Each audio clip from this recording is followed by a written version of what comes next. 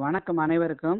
இன்னைக்கும் இந்த நேரத்துல இந்த விஜயுடைய இந்த கரூர் விஜயத்துல நடந்த இறப்புகள்ல முக்கியமா மக்கள் ஏன் இந்த பொதுமக்களும் மீளாத காரணமே அந்த குழந்தைகள், சிறார்கள். அந்த இறப்பு தான் யாராலும் ஏத்துக்க முடியல.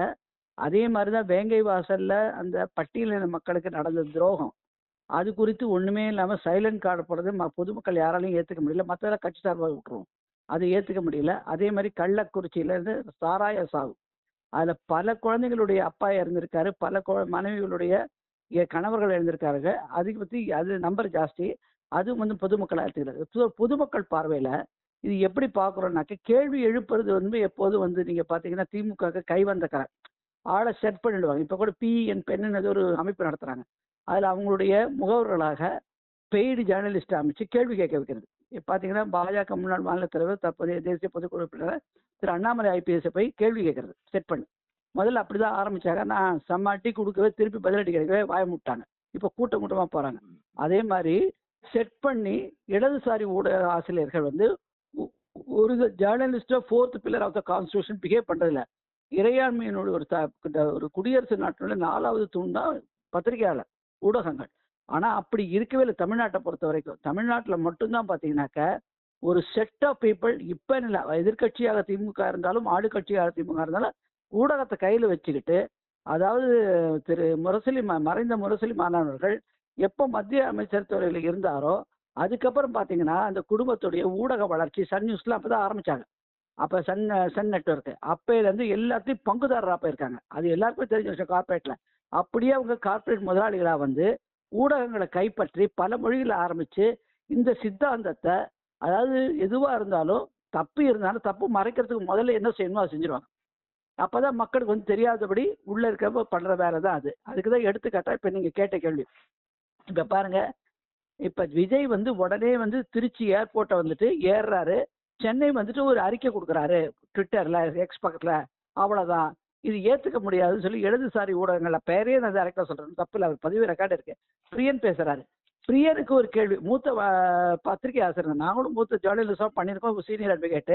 சட்ட ரீதியா ஒரு கேள்வி கேட்கிறோம். அப்ப ஒரு டெமோக்ரஸில ஃபோர்த் பில்லரா நீங்க இருக்கிறீங்க, அரசியல் பிரமுகரா.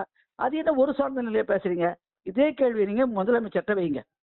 முதலமைச்சரும் திமுக தலைவரான திரு ஸ்டாலின்ட்ட வைங்க. என்ன, ஏன் நீங்க கள்ளக்குறிச்சிக்கு போகல?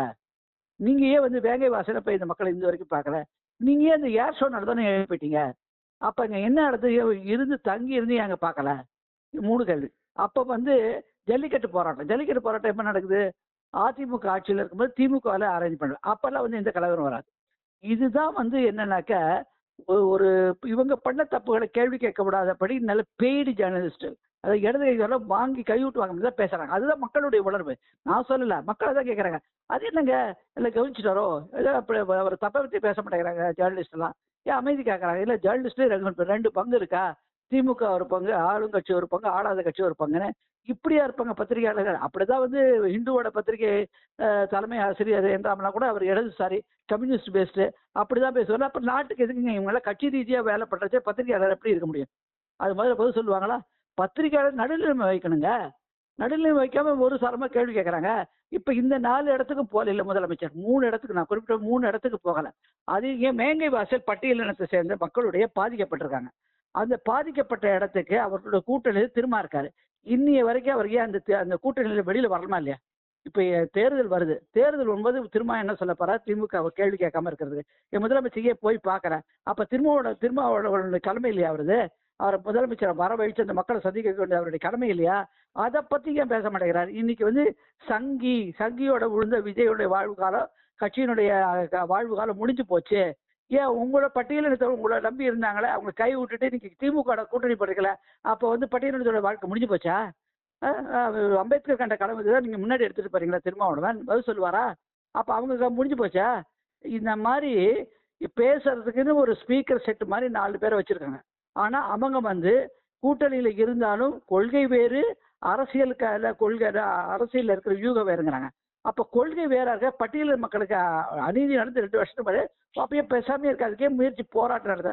எங்க மது ஒழிப்புக்கு எதிராக மாநாடு நடத்துறது யாரு? திருமாவளவன், விசிகே. அப்ப அதுல வந்து திமுகவும் பங்கு கொள்றாங்க. அப்ப பங்கு கொண்டதுக்கு அப்புறம் இன்னைக்கு மூடினாங்களா? எத்தனை கடையை மூடி இருக்காங்க? என்ன நடவடிக்கை எடுத்திருக்காரு திருமாவளவன் சொல்லுவாரா? இவர் உட்கார்ந்துகிட்டு விஜயை பத்தி பேசுறாரு, கொள்றாரு. இவருடைய முதுகுல இருக்கிற அழுக்கு முதல்ல சொரியணுங்க. முதுகு சொரியணும், முதுகுல இருக்கிற அழுக்கு தேய்ச்சி குடிக்கணும். அப்புறம் பேசட்டும். யார் வேணாங்கிறாங்க? ஏங்க, நீங்க நேர்மை பாதையில நடங்க, கேள்வி கேளுங்க, அதிகாரம் உண்டு, எல்லாமே உண்டு. உங்களுடைய பாதையிலேயே நிறைய மண்ணு பள்ளம் பள்ளம் இருக்கு, சேறு சகதியமா இருக்கு. அது சீர்திருத்தத்துக்கு நீங்க வழியை பார்க்க மாட்டேங்கிறீங்க. இங்க இருந்து போய் நீங்க இவரை பேசுறீங்க விஜய. விஜய் சரி, இப்ப ஏன் வந்து உடனே ஏர் ஷோல இருந்து எதுக்கு முதலமைச்சர் கிளம்பினாரு? காரணம் என்ன? அவர் வந்து பார்த்தனா கொந்தளிப்பு ஜாஸ்தியா இருக்கும் சொல்லி இன்டெலிஜென்ஸ் சொல்றது அப்ப கவர் போடுவாங்க. அப்ப இந்த இன்டெலிஜென்ஸ் வந்து விஜய்க்கு கிடையாதா? அப்ப அவங்களுக்கு மட்டும்தான் இன்டெலிஜென்ஸ் ஐபி கொடுத்துச்சு, உடனே புறப்பட்டுருங்க, கொந்தளிப்பு ஜாஸ்தி ஆகும். இதுக்கு கள்ளக்குறிச்சியிலையும் போனா கொந்தளிப்பு ஜாஸ்தி ஆகும், போகாதீங்கன்னு ஐபி கொடுத்துச்சா? இவருக்கு கிடையாதா அது அளவுகோல்? இவருக்கு தான் கிடையாது, அவருக்கு என்னங்க பேசுறாங்க? அப்போ முதல்ல முதலமைச்சருடைய கடமை தான் எல்லா இடத்துக்கும் போக வேண்டியது. ஒரு கட்சி ரீதியா தான் அவர் இருக்காரு. அவர் எந்த அரசியல் அமைக்கல, எந்த ஆட்சியும் பிடிக்கல, எங்கேயும் போகல. இவங்களுடைய கணக்கு வந்து அவர் முதிர்ச்சி இல்லாத அரசியல் தலைவர், முதிர்ச்சி இல்லாத தொண்டர்கள். அப்போ முதிர்ச்சி இல்லாதவங்க தப்பு பண்றதை எதுவும் ப்ளோ பண்ணுவீங்களா? முதிர்ச்சி இருந்த அரசியல் தலைவராக இருக்கிற ஸ்டாலின் ஏன் இங்கெல்லாம் போல? முதிர்ச்சி எழுந்து பழுத்த கொட்டாமாங்களா? அது பழுத்த பழம் அவரு, அது அரசியல். அப்ப ஏன் முதலமைச்சராக இருக்காரு? எப்ப ஏன் போல? அது போது சொல்லுவாரா? கட்சி ரீதியாக போயிருக்கணும், முதலமைச்சராக அரசாங்கத்துறையிலையும் போயிருக்கணும். ஏன்னா இன்னொன்று, அந்த மது ஒழிப்புத்துறை காவல் பிரிவு அவருடைய கையில இருக்கு, காவல்துறை அவர் கையில் இருக்கு. அப்பயும் போகல. அப்ப இதுக்கு என்ன அர்த்தம் சொல்லுவாங்களா மக்கள்? அதனால ஏதாவது பேசிக்கிட்டு இருக்கணும், மடை மாற்றம் செய்யணும். இன்னைக்கு எங்களுடைய ஒரு பொதுமக்களாகவும் சரி, சட்ட ரீதியாகவும் நான் சொல்றது என்னன்னாக்க, ஒரு குறிப்பிட்ட நேரத்துக்கு மேல ஒரு மீட்டிங்கோ, ஒரு கான்ஃபரன்ஸோ, இல்ல போராட்டமோ குறிப்பிட்ட நேரத்துக்கு தான் அது வந்து சட்டத்துக்கு எதிரானது. அது சட்டத்துக்கு எதிரான நடவடிக்கை எடுக்க தவறிட்டு அதை செய்ய விட்டுட்டு இன்னைக்கு உட்காந்து குறை பேசிட்டு இருக்கிறது முழுக்க முழுக்க தப்பு. இன்னொரு விஷயம், இன்னைக்கு தனி மனிதர் ஆணையம், தனி மனிதர் ஒரு நபர் ஆணையத்தை அமைச்சது யாரு? தமிழக அரசு அமைச்சிருச்சுல. அப்புறம் இவங்க இஷ்டத்துக்கு கருத்து தெரிவிக்கலாமா? செந்தில் பாலாஜி ஆகட்டும், தொல் திருமாவளவன் ஆகட்டும், ஜேர்னலிஸ்டா உங்களுக்கு தோன்ற எண்ணங்களோ, பதிவுகளோ, இல்லை சாட்சியங்களோ, தடயங்களோ இருந்தால் போய் கொண்டு போய் கவலை. அதுதாங்க ஆணையம் பேரு. ஆணையத்துக்கு கொண்டு போய் நேரம் கொடுக்கணும். அதை விட்டுட்டு கூட்டாங்கன்னு சொல்லி சமூக உடவில் மைக்க பிடிச்சிக்கிட்டு பேசி அவ தப்பு இவ தப்பு எப்படி ப்ரிஜுடைஸ் பண்ணுவீங்க? எப்படி நீங்க வந்து ஒரு குழப்பத்தை உண்டாக்குவாங்க அந்த ஆணைய விசாரணையில? இது நியாயமா? உங்களுக்கு தடயங்கள்லாம் இருக்கா? நேரம் போய் கூப்பிடுங்க, மறுக்க மாட்டாங்க. ஒரு தனிநபர் ஆணையம் மறுக்க மாட்டாங்க. எது வரதாலும் கேட்குறாங்க. உங்களுக்கு பொதுமக்களுக்கு என்ன அறிவு தெரியுதோ, என்ன யோசனை என்கிட்ட வந்து சொல்லுங்க. வருங்காலத்துக்கான ஒரு விதிமுறைகளை ஏற்படுத்துறது தான் நான் இறங்கியிருக்கேன். அந்த முன்னாள் நீதியரசு சொல்றாங்க மேடம். அப்ப இருக்கிட்ட இவரை போய் அங்கெல்லாம் பேச வேண்டியதானே? இது இங்க உட்காந்து பேசிட்டு இருக்காங்க. அப்ப அந்த ஒரு நபர் ஆணையத்தினுடைய நடக்கிற செயல்கள்ல அதனுடைய வழி அரசு அதனுடைய நிர்வாகத்திலையும் இப்ப தலையிடுறதான் நம்ம குற்றம் வைக்க முடியும். கரெக்ட் தானே? பிரியன் போய் சொல்லலாம்ல, ஏன் அப்படி பண்ணாரு, இவை போய் பார்க்கல கூடாது. அப்ப போய் பார்த்துருந்தானாக்கா விஜய் போனாரு, அதனால இன்னும் இறப்புகள் ஜாஸ்தி ஆயிடுச்சு, அது எப்படி போகலாம்? மக்கள் கொந்தளிக்கிறது மட்டும் இல்லை, ஓடி வராங்க. நீங்க இப்ப பார்த்துருப்பீங்க, அந்த இடத்துலயே ஹாஸ்பிட்டல்ல கூட்டமா நின்றுட்டு இருக்காங்க. ஒரு புறத்துல வந்து முன்னாள் சாராய அமைச்சரும் இப்ப தற்போதைய வெறும் எம்எல்ஏ, ஆர்டினரி எம்எல்ஏ, பெயில இருக்கிற எம்எல்ஏ. முதல்ல பெயில இருக்கிற எம்எல்ஏ கூப்பிடும். அவர் என்ன பண்றாரு? ஓரமா நிற்கிறாரு. அந்த இடத்துக்கு பாஜக முன்னாள் மாநில தலைவர் அந்த மக்களை, அந்த அடிப்பட்டவர்களை சந்திக்க போறாரு. உடனே கூட்டம் அவர் நோக்கி வருது. உடனே கேமரா பிரஸ் எல்லாமே அண்ணாமலை அப்படின்னு சொல்லிட்டு உடனே திரும்பிட்டாங்க. அந்த மக்கள் வந்து அவங்க கூட இந்த பேஷண்டோட கூட ஓடி வராங்க, அண்ணன் வராங்க. இப்ப அந்த மாதிரி இருக்கிற சமயத்துல விஜய் உடனே இன்னைக்கு ராத்திரியே போயிருந்தேன், என்ன பதில் சொல்லுங்க? இது பதில் சொல்வாரா? யாரு? பிரியன் ஆகட்டும், மற்ற இடதுசாரி ஆசிரியர்களாகட்டும், அரசியல்வாதிகளாகட்டும், பெரிய அரசியல் விமர்சகர்கள், இது பதில் சொல்வாரா? இப்படிப்பட்ட நிலையில தேவையில்லாம எல்லா விஷயத்தையும் பேசியிருக்கிறது தவறான அணுகுமுறை. இதை நான் நீ மட்டும் பேசுறே கேட்காதீங்க, அவங்க பேசுறதுக்கு நாங்க சொல்றோம். இதான் வழி நடத்தல். என்ன கொண்டு போய் உங்க எண்ணங்களோ தடயமோ எதுவா இருந்தாலும் ஒரு மனிதர், ஒரு நபர் அந்த விசாரிக்கிற அந்த ஆணையம் அதுகிட்ட கொண்டு போய் கொடுங்க. இன்னொன்னு, ஆணையம் என்ன பண்ணணும்? சரி, இப்போ ஆறுமுகசாமி கமிஷன் வச்சாங்க. அது எதுக்கு வச்சாங்க? மும்மொழி கொள்கை வச்சாங்க. அடுத்தது என்ன வச்சாங்க? ஜெயலலிதா மேடமோட இறப்புக்கு வச்சாங்களா? என்னாச்சு? காத்துல போச்சா? அப்ப கொடுத்த அவங்களுக்கு 18 மாசம் 10 மாசம் 5 மாசம் ஏதோ ஒன்று, அவங்களுக்கு ஒரு நிர்வாகத்துக்கான ஊழியர்கள், அவங்கள வந்து நியமித்த சம்பளம், அவருக்கு வீடு சம்பளம், அவருக்கு காரு சம்பளம், அவருக்கு சம்பளம். இது யாருடைய வரிப்பணம்? நம்மளுடைய வரிப்பணம். ஏன் ஜுடிஷியல் என்கொயரி தான் வரப்போகுது. கோர்ட்ல நீங்களும் எஃப்ஐஆர் போட்டீங்க, சார்ஜ் ஷீட் ஆயிடுச்சு, நிச்சயம் விசாரணை நடக்கும். கோர்ட் நீதிமன்றம் பார்க்க போகுது. இது எதுக்கு ஒரு மனிதர் ஆடையங்கிறது? அப்ப கோர்ட் சொல்லாதா இந்த வழிமுறைகள் தப்பு? இப்படி கூட யாரோ வில்லிவாக்கத்துல ஏதோ ஒரு பேர் சொல்றாங்க பார்த்தேன். அவங்க வந்து ஒரு ரிட்டு போட்டிருக்காங்க. அது 3ஆம் தேதி நாளைக்கு விசாரணைக்கு வருது. என்னன்னாக்கா ரோட் ஷோ நடத்தக்கூடாது. ரோட் ஷோ நடத்துக்கு விதிமுறைகள் கூட அது வரைக்கும் இந்த விதிமுறைகள்ல நீங்க வைக்கிற வரைக்கும் நிறுத்தக்கூடாது. அந்த விதி really pity that man who has filed it. யார் வந்து ஃபைல் பண்ணாங்க அவங்களை பிட்டி பண்ணேன். ஏன்னா already disaster management and police ஆக்ட்ல இருக்கு எப்படி நடத்தணும் என்னங்கிறது. அது தெரியாம செட்டப் பண்ணி கேஸ் ஃபைல் பண்றது எதை விஜய்க்கு எதிராக. இங்க அப்போ மற்றவங்களும் தூங்கிட்டு இருக்காங்கன்னு நினைச்சிட்டு இருக்காங்க. நாங்க தூங்கவே இல்லை, கண்ணை முடிச்சுதான் இருப்பேன். நாங்கள் உங்களுடைய ஒரு இதுல தொலைக்காட்சிக்கு ஒரு சமூக ஊடகத்தில் கொடுக்கும்போது நான் சொன்னேன், டிசாஸ்டர் மேனேஜ்மெண்ட்னாக்க க்ரௌட் மேனேஜ்மெண்ட்னா எப்படி, மெடிக்கல் மேனேஜ்மெண்ட்னா எப்படி, அதுக்கப்புறம் வந்து ஒரு ரசிகர்கள் ஃபிலிம் ஸ்டார் வந்தால் அவங்கள எலைட் வரங்கள எலைட்டுக்காரங்கள எப்படிலாம் வந்து அந்த பேஷண்ட்க்கு டாக்டர்ஸ் பார்க்க போகுது, ஒரு மருத்துவ மாநாடு அப்படிலாம் நடக்கிறச்ச, இல்லை பொதுமக்கள் பார்க்க போகிறச்சு, சந்திப்பு நடக்கிறச்ச, ரசிகர்கள் சினிமா நடிகளை பார்க்க போகிறச்சு என்னென்ன நடக்கும், அது எப்படி ஹேண்டில் பண்ணணும், சைக்காலஜி ஒரு பேப்பரே இருக்கு, போலீஸ் ஆக்ட்லேயே அதுவே வருது. இதை தவிர என்னத்துக்கு இவங்க ரிட்டு போடுறாங்க? அப்படின்னா என்ன, யாரோ ஒருத்தர் இதுவும் பெய்டு இது அவரே இன்னைக்கு கோர்ட்டுக்கு போடுறாரு. அவர் தனி மனித ஒரு நபர் ஆணையத்தில் போய் சொல்ல வேண்டியதானே இந்த குறைகளெல்லாம் ஏன் போடுறாரு? அப்போ ஒன்று நான் அந்த சிங்கிள் மேன் கமிஷன், அது ஒரு நபர் ஆணையம், அது ஒன்று விசாரிக்க விடுங்க, இல்லை கோர்ட்டில் பாருங்க. அங்கே கோர்ட்டில் பட்டு இது பட்டு இது யார் மேலே ப்ரெஷர் வைக்கிறீங்க? நடிகர் விஜய் மேலேயா? ஏங்க உங்களுக்கு ஒரு ஆள் இருந்தா அவங்களுக்கு ஒரு 10 ஆள் இருக்க மாட்டாங்களா? பொதுமக்களுக்கு ஒரு 10 ஆள் இருக்க மாட்டாங்களா பேசுறதுக்கு? இது என்ன? அப்போ என்ன பண்ணுறது வேணுன்ட்டு இதையே பேசி காலம். இப்போ செந்தில் பாலாஜி நேற்றுக்கு ஸ்லைடு 17வது நிமிஷத்தை என் பேரை சொல்கிறார், 14 நிமிஷம் சொல்கிற ஸ்லைடு போட்டு சொல்கிறாரு. அதை போய் நீங்கள் ஒரு நபர் ஆணையம் நீங்கள் தானே அமைச்சிருக்கீங்க, அங்கே போய் சொல்ல வேண்டியதானே? எதுக்கு நீங்கள் வீடியோ கால் வந்து ப்ரெஸ் மீடியா போடுறீங்க, ப்ரெஸ்ஸில் எதுக்கு பேசுகிறீங்க? இப்போ அதே மாதிரி ராஜீவ்காந்தியுடைய கொலைக்கு வந்து ஒரு ஜெயின் கமிஷன்லாம் இதெல்லாம் வச்சாங்க, ஒரு கமிஷன்லாம் வரிசையா அவங்க தானே ரெக்கார்ட் பண்ணி இல்லை நடுவில் என்ன அவங்க ப்ரெஸ் மீட்டா? அப்போ இதுக்கு ப்ரெஸ் மீட்? அப்போ யாரை மாட்ட செய்யுங்க?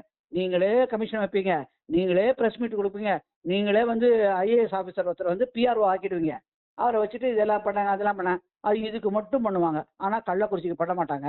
அந்த சீஃப் செக்ரட்டரி, அதாவது என்ன சொல்கிறது, first principal secretary turned chief PRO Mrs Amudha madam, அவங்க வந்து இது மட்டும் தான் டீல் பண்ணுவாங்க. என்னது, செந்தில் பாலாஜின்னா அவ்வளோ முக்கியத்துவம் கொடுப்பாங்க திமுகவில். உடனே அவருக்கு உடம்பு செல்ல அப்படியே படையா போவாங்க. அப்புறம் அவருக்கு வந்து எல்லா பாதுகாப்பு ஜெயிலுக்கு கொடுப்பாங்க. அவருடைய பதவி எடுக்க சொன்னால் உடனே ரிட்டு, உடனே ஆளுநரை வந்து மேதக ஆளுநரை பற்றி கவலை. இந்த மாதிரி அவர் ஏன் ஸ்டாரா? பிகாஸ் ஒரு சம்பாதிக்கிற மிஷின், அந்த மிஷின் வந்து ஏதோ ஆபத்து வந்துருமோ சொல்லிட்டு இவ்வளவு பண்ணுறது. எதுக்கு இவர் இப்போ அமுதா மேடத்தை விட்டு ப்ரெஸ் கொடுக்க சொன்னாங்க? ஒரு தனி மனித இது ஆடை இருக்குல்ல, அதை பார்த்துட்டு அந்த அம்மா மேடம் வந்து நீதி அரசர் தன்னுடைய ஃபைண்டிங்கில் கொடுக்க போகிறாங்க, தன்னுடைய முடிவில் இது இருக்குன்னு. நீங்கள் எதுக்கு கொடுக்குறீங்க? இப்போ பேரலில் எதுக்கு இப்போ ப்ரெஸ் மீட்டு? ஒரு பக்கம் ஒரு கோடு போட்டாச்சு, இன்னொரு கோடு இணை கோடு எதுக்கு போடுறாங்க அவங்க?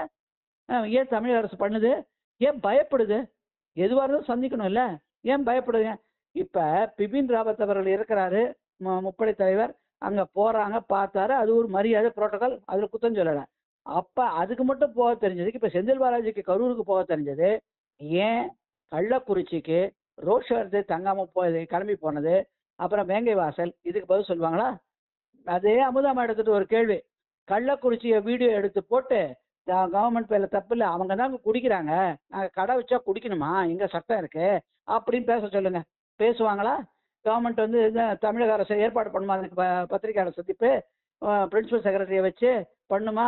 ஏங்க இன்னைக்கு அவங்க ரெவன்யூ துறையுடைய செயலாளர், மூத்த செயலாளர், அந்த செயல் இன்னைக்கு ஹைகோர்ட்டில் அவங்களுக்கு லிஸ்ட்டு தரேன், நான் ஒரு சீனியர் அட்வொகேட்.